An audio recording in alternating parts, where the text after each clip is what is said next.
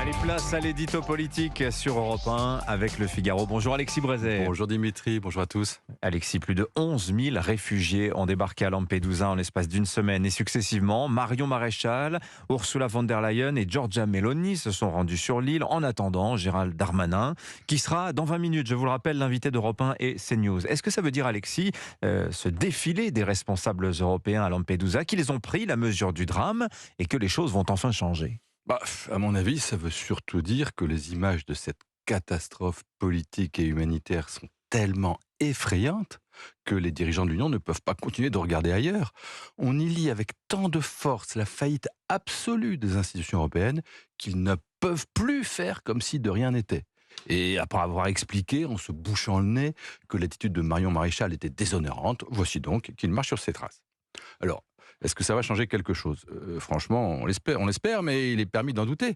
Quand on pense que l'Europe, 10 ans après la première crise de Lampedusa, n'a été capable d'accoucher que d'un vague pacte migratoire pas encore ratifié, enfin, on se demande si on rêve. Quand on entend Mme von der Leyen nous expliquer la bouche en cœur que la solution, c'est que les pays européens se répartissent encore et toujours les clandestins, mais on est accablé. La vérité, c'est que l'Union européenne, construite sur le refus des frontières, reste philosophiquement attachée au principe d'accueil inconditionnel des migrants, même si leurs motivations sont purement économiques, même s'ils ne courent aucun danger dans leur pays. La vérité, c'est tant qu'il n'y aura pas au Parlement européen et à la Commission une majorité décidée à appliquer une politique, non pas de relocalisation des clandestins, mais d'endiguement et de refoulement sans faiblesse, eh bien, nous continuerons de subir la loi de Lampedusa, non pas l'île de Lampedusa, mais le prince, l'auteur génial du Guépard. Il faut que tout change pour que rien ne change. Vous voulez dire, Alexis, que la clé, d'après vous, ce seront les élections européennes ?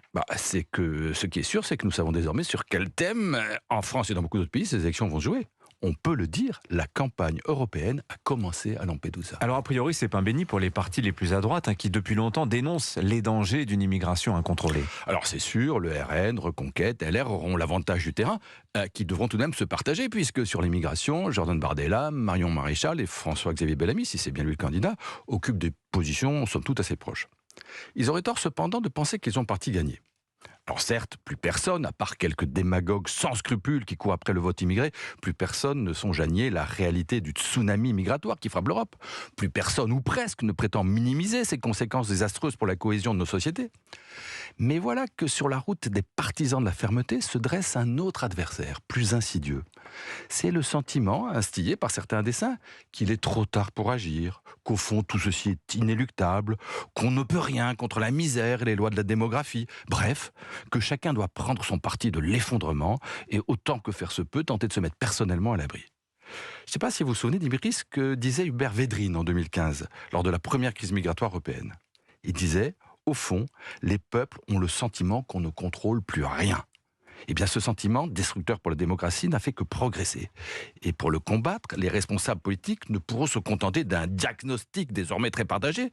Il leur faudra convaincre, et c'est très difficile, Giorgia Meloni en sait quelque chose, que pour endiguer la submersion, au-delà des imprécations, il existe des solutions. L'édito politique sur Europe 1. Merci beaucoup Alexis Brézet. La une du Figaro justement consacrée à l'Europe impuissante face à l'afflux des migrants.